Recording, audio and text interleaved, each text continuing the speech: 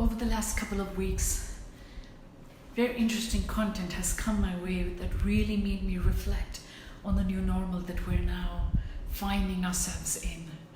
One of them was an article that I read on LinkedIn, published by Marsha Reynolds, one of my favorite WBEX speakers and authors, and a Master Certified Coach.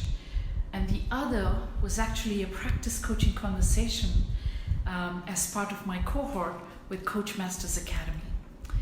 So let me talk to you about the first one. The first one was an article that Marsha wrote, and it's called, I Miss Me.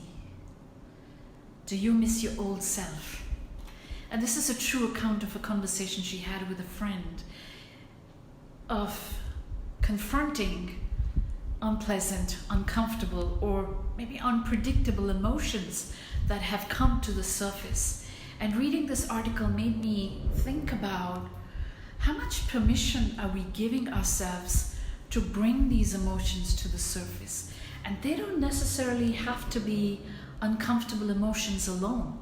They're not just anger, jealousy, grief, loss, coming from a sense of loss. It could also be joy. And there could be a distinct discomfort in experiencing joy, because look at everything around us. The world has changed so much that it's not the safe place that we once knew. It is not as predictable. It is not as familiar as we once knew it. So, yes, we have the capacity to experience joy, but are we giving ourselves permission to experience joy? So,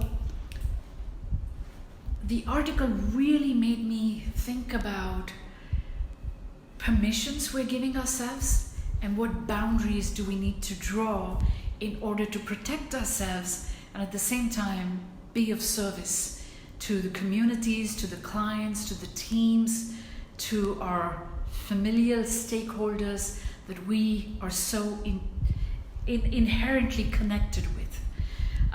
And the second one was a big aha moment that emerged for me in a coaching conversation where my client was trying to focus on what the pandemic has done to her world and her daily life.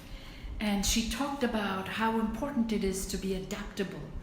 And one of the most beautiful insights that emerged during the course of that conversation for her was, everything around me is the same. I live in the same country, I live in the same house, I have the same family, I'm kind of continuing to do the same kind of work. So it looks like I have to develop new habits for an old life. And I thought that was just so beautifully expressed. So what new habits can we create?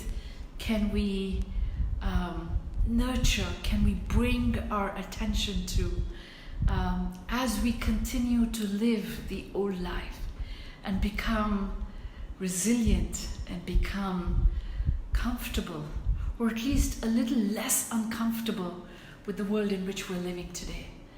And those two sort of experiences that I had reading the article and being a coach in that conversation really made me think about permissions we give ourselves, permissions for emotions to emerge to the surface, boundaries we can draw around us in order for us to be well and to be able to serve, and thirdly, what new habits are we creating in this old life that we continue to live?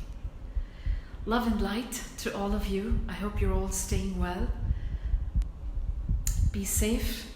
And I hope you continue to find ways to cope and perhaps even thrive in this new environment that we find ourselves in.